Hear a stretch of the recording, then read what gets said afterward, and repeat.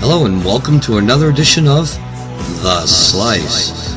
Here on The Slice we talk about everything from ancient alien theory to extraterrestrial visits in the future, past, and current.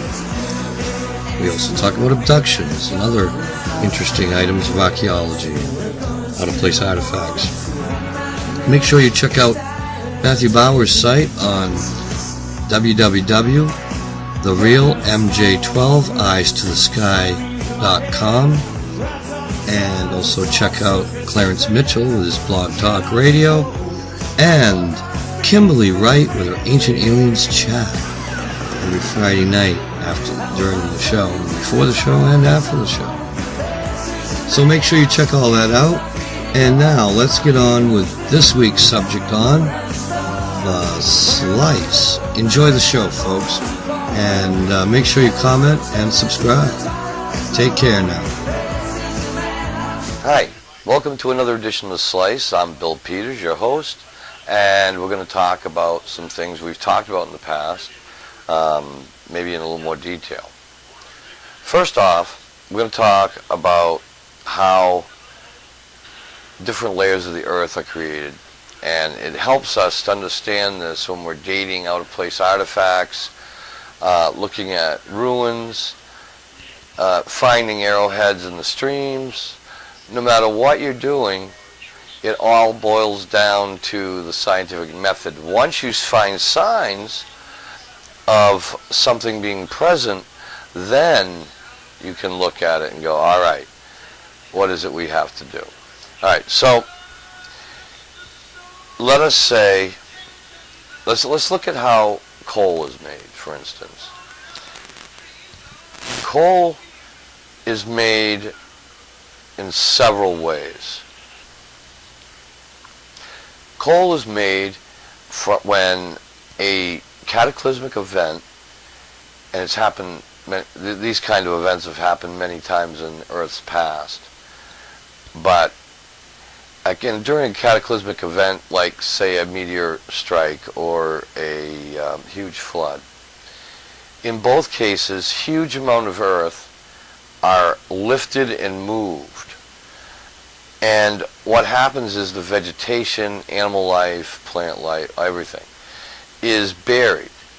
Now, huge areas of concentrated carbon-based items, such as humans and animals and plants, it gets compacted fast and sealed off from the air.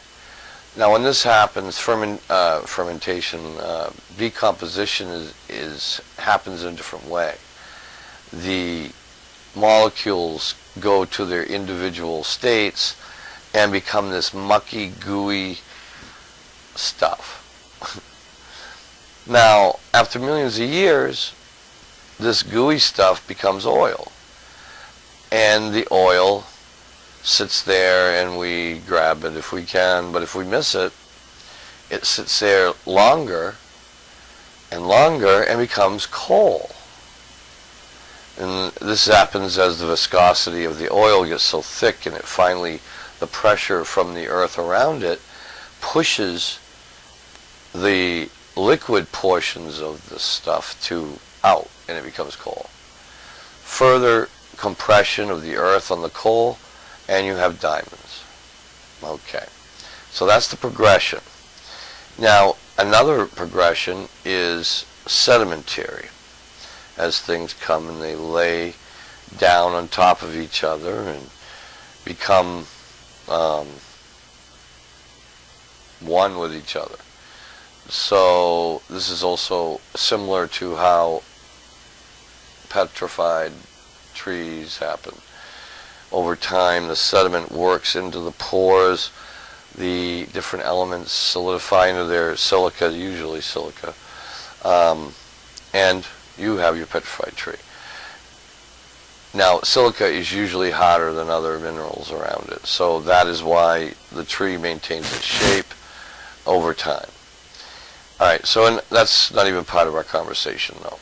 Let's look at a famous sedimentary rock that happens to encase hammer. This is from Texas. Let's take a look at that now.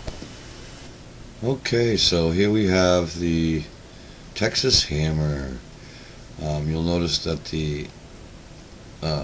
there's iron oxide all around where the iron is.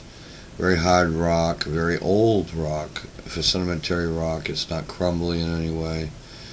You'll notice the next hammer that we look at from England, actually, that looks exactly the same except for one major thing, and it's the handle. That's the only thing I could tell is in the handle, the wood of the handle, there's a difference in how that's laid out. So that's the Texas hammer. Another item I'd like to take a look at with you folks. Here's another hammer. This is from overseas. Very similar design, very similar circumstances around it. And let's look at that one. Okay, so this is the one from England. Notice there's a lot more wood broken off the bottom. I did notice that the rock was shaped very similar. I almost thought it was the same one, except for there's a difference in the wood. But again, the high iron content and the very, very hard minerals. Notice the little specks of mica and stuff underneath. Okay, so in both of these cases, what is the earliest time that those hammers could have been encased in that kind of sedimentary rock? Well, a lot of it depends on how hard the sedimentary rock is. I personally was out fishing once, and I pulled in a piece of, I didn't know what it was at the time, but it was in my hook. And what it was I broke it open, and it was sedimentary to the point of a part of a fish calcified within the rock. And I had happened to get caught through part of the rock that had the fish in it, and the hook grabbed. It took me years to figure out that that was calcium in the middle, and that had once been a living organism. I kept it around for years till I figured that out, and then of course I tossed it. So next on the agenda is, alright, so we figure maybe 20,000 years tops. It could be as little as 8,000 years ago. On the other hand, we weren't supposed to be making iron hammers 8,000 years ago, or even 5,000 years ago, I don't believe. When was the Iron Age? Alright, so we had the bronze and the copper. That was pretty common, but iron not so much. You see, the reason being is it takes a lot more heat to melt iron ore into iron than it does copper into copper, or mixing copper and tin to make bronze and blah, blah, blah, blah, blah. Alright, so let's move on to my favorite of all the out-of-place artifacts ever found, is the bell. The bell found in a 140 million year old seam of coal, which puts it before the Ice Age, mind you. And it's saurian, which is reptilian. It has a reptilian on the top. I think that the reptilians were our precursors, and they were the ones that had all this technology before us, and probably evolved with the dinosaurs. It's stupid of us to think if the dinosaurs were on the earth ruling for 500 million years that none of them ever evolved to be intellectual or intelligent. It's absolutely asinine to think that that would not happen. And why were all of a sudden mammals the big deal? No, it had to happen before that. There's no way you can go hundreds of millions of years of evolved life and not have something go sentient. There's no way. I don't believe that can happen like that. One of those animals is going to become an actual entity to deal with. And I think that when the floods happened, it wiped out. Well, of course, if there was a meteor strike, then that could explain why a lot of those races went underground. And I think that's why we hear stories of an inner earth and all the fallen angels and all that stuff. I think a lot of things were happening 3 million years ago. A lot of stuff was happening. So, and it kept happening right up until about 3,000 years ago, or maybe 6,000 years ago. All right, so let's go look at our bell and talk more on that. Okay, so the Saurian bell, my favorite. This was found in a 140 million year old coal seam. Now, remember, it's a beautiful item. It's of a bronze copper mixture that we don't use or never have as far as a smelting process goes.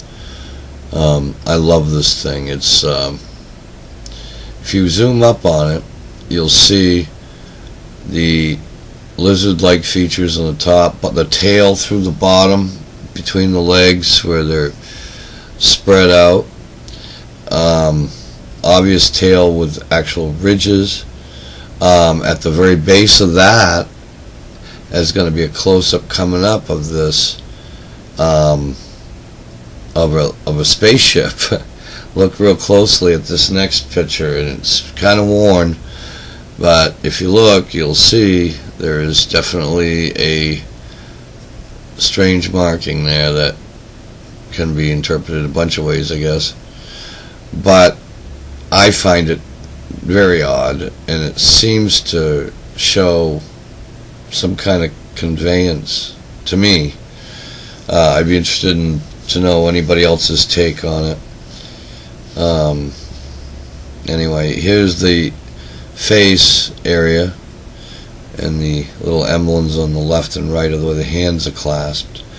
1, 2, 3, there's 4 fingers, interestingly.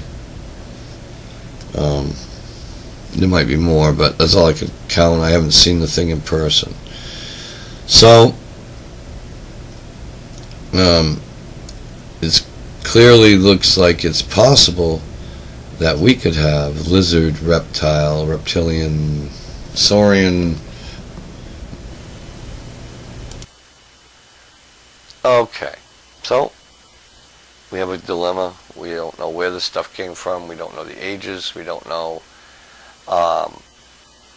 We don't know a lot, but we have a lot of evidence that points us in a direction.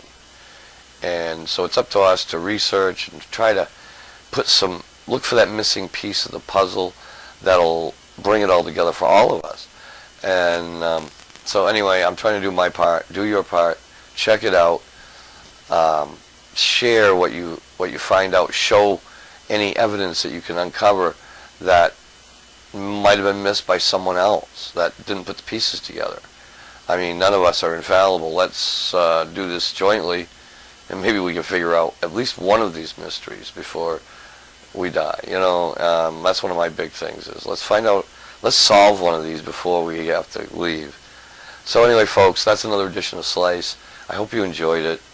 Have a great night. See you next time. Take care.